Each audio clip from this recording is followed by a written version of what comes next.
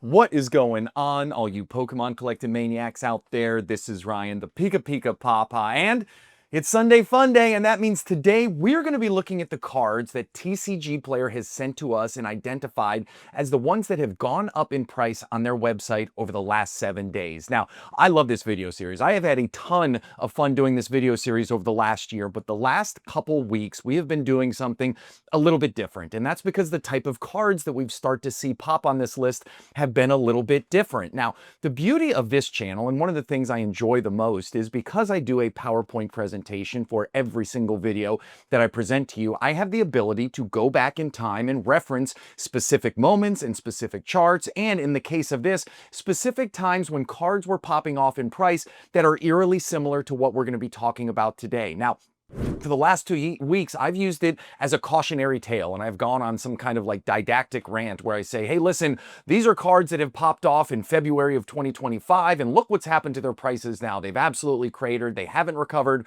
from those previous all-time highs, so buyer beware, use some caution. However, I also said that I was not going to reference any of those older cards anymore because I felt like I had beat that dead horse enough, and you guys got the point.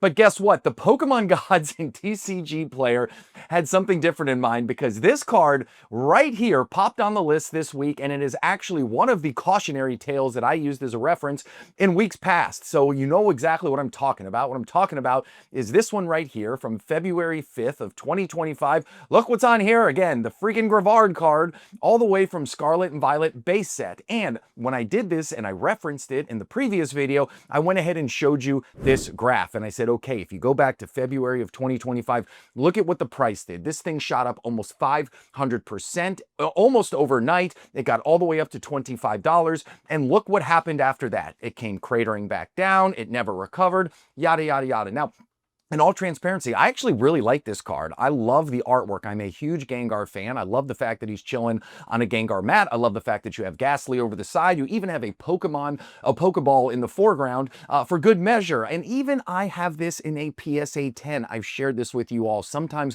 I grade cards simply to encapsulate a memory. And me and my oldest daughter pulled this card. So in one of our submissions, we sent it through to remember pulling it together. And it came back in a PSA 10. So the fact that the price is going up is nothing but gravy for me. But I want it to be a cautionary tale. Look at what happened back in February and look at what's happening right now. As you can see, it is going through another significant price spike. And as a matter of fact, it is actually above that previous all-time high by a very large margin. It is all the way up to almost $36. Now, I've just got to say this. Remember, this comes from Scarlet and Violet base set, and go back and look at the most recent base sets that we've had. Heck, almost look at all of the base sets. From a singles card perspective, they just don't perform very well. The Pokemon Company is known for keeping a lot of the big hitters, a lot of the awesome artwork, a lot of the cool rarities for much later in a generation. So they kind of enter any new era with a bit of trepidation. Look at Sun and Moon, look at Sword and Shield. The booster boxes are doing relatively well, but none of the singles cards are doing well. So what is it that makes us think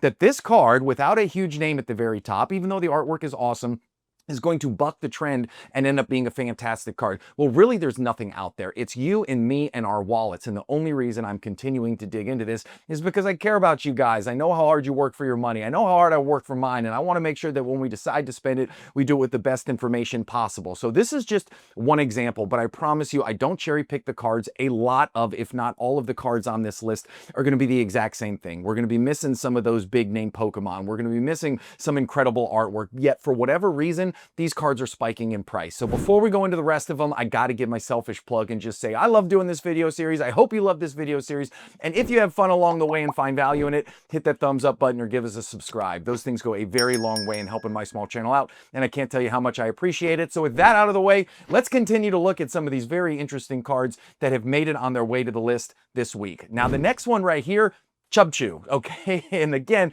to be honest with you, I'll probably mispronounce some of these because these aren't Pokemon that I even care about or pay attention to or even have any earthly idea as to what they do in the Pokemon world. But for whatever reason, this card is up 156%. Now, you are going to notice that these cards that we're going to be talking about are coming from the Black Bolt set. And Black Bolt and White Flare has outperformed compared to what I thought it would do. I think that it's really interesting. The artwork is good. Obviously, those black and white rare cards have been really highly desirable because people are buying them. And then I think the fact that these Mega Series cards that are coming out that are totally gold, I think that goes to kind of bolster the black and the white and the red Victini and all of that. So I think that there's positive momentum in this set, which is a little bit greater than I anticipated, but there is still no reason for this card to spike. Now, we might be sitting here thinking, well, that's okay. It's just going to immediately drop in value afterwards, like no harm, no foul. If some people want to go on TCG Player and buy out all of them, then they're stuck holding these cards because nobody would be silly enough to buy it at the inflated price point. But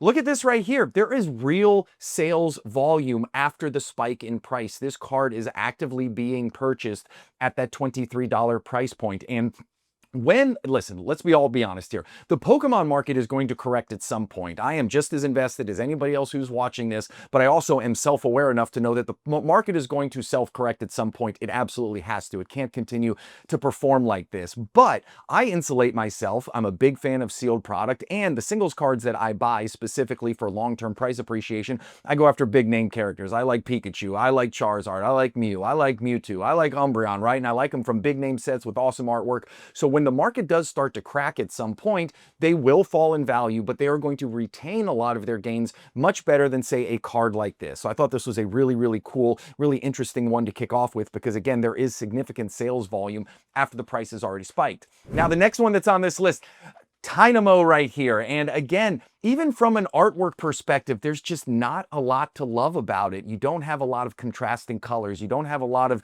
real cool background interactions, right? Like you just got this awesome Pokemon sitting here chilling in the exact middle of the card, surrounded by a whole lot of blue, but it doesn't seem to matter. Again, a really big buyout, and at least it fell a little bit after that buyout, but it's holding strong. It's still holding at the $23 mark, and again, you can see that there are a lot of people who are purchasing this card, so it's very interesting to see what's going on in this Black Bolt set with these illustration rare cards. Now, next one right here, at least the artwork is engaging. Like I will tell you this, the Karrablast right here, the artwork is cool. I love the fact that it's chilling, leaning back, screaming. You got the cracks going on here. So at least that's really engaging. And the other thing that I think is interesting about this one is, at least if you go 3 months ago, you can see that this had a previous all-time high of $17. It was working its way back down. And then again, like we've seen with all of these other ones, you see a pretty significant spike, which corresponds to that blue bar graph, right? The ones that go up and down, those represent buying and selling volume on TCG Player. And you can see a big spike in buying and selling volume, which drives the big spike in price. And you can see again, though, it's still holding its value. I mean, it's still holding right at that $20 range and people are still buying it at that price point. So it is truly a fascinating thing that's happening with these Black Bolt single cards right now. And then this one was actually on the list last week, but guess what? It was on the list again. As I've said before, I don't cherry pick these. I don't search through the list. TCG Player sends it out. And I don't know, just because I want to be transparent, I share exactly what they share with everybody else with you guys so we can look at it. And the Palpitoad right here is still going strong. Like I said, you know, it was on here last week. It was all the way up at $23.14. And if you look at where it is right now, it's fallen a little bit, but it is still holding north of $20 at $20.50. Now, the trajectory is overall negative, so we'll have to see if it continues to come back down. But what we've seen with those other cards is even if it comes down, it does seem to flatten out. The market does seem to support it at a new price point, which is significantly higher than where it originally started. So who knows? Maybe I'm totally off my rocker. Maybe I'm completely wrong. Maybe all of these Black Bolt cards, because Black Bolt is going to be one of the most phenomenal sets ever. At least we know specialty sets towards the end of a generation, they do perform really well over time. Just look at Crown Zenith. Crown Zenith is still absolutely crushing it. We know that there's a lot of illustration rares in here. There's a lot of fanfare around the generation that Black Bolt and White Flare is focused on. So who knows? Maybe this is all me just being a cantankerous old man, right? Like maybe these cards are actually going to end up in the $20, $30 price point in the long run, and we're all going to be silly for not picking them up at the current prices. But as far as I'm concerned, in the market being where it is right now, I'm still looking for those big name characters with awesome artwork from those huge sets. And at the end of the day, if you don't care about any of that and you just love the artwork, buy them up. I could not possibly support you more.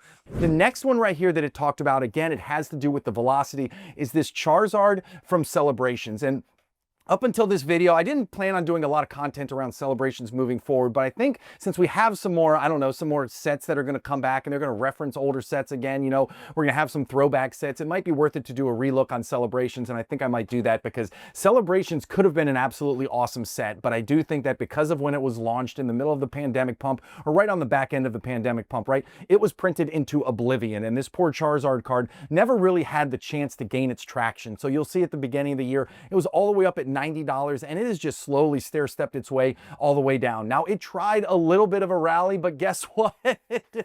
It didn't last very long, and it dropped right back down to $65. Now it's made its way back up to $70, but this card I think is going to flatline right in the $60, $70 range. It is selling with some velocity, but this has been a card that has been consistently on its way down for the entirety of this year. Now, as Celebration starts to become a little rarer, I don't know if a lot of people are going to be opening or not into the future. I don't know if the population will eventually start to dry up. There's a lot of I don't knows about Celebrations. I'll tell you, I'm sitting on a decent amount of it. Not a ton, you know, but I've got a decent amount sitting in the old Poke Closet. So the most important thing I hope is that you have an epic rest of the day. I can't thank you enough for watching, and I will talk to everybody soon. See you guys later. Bye.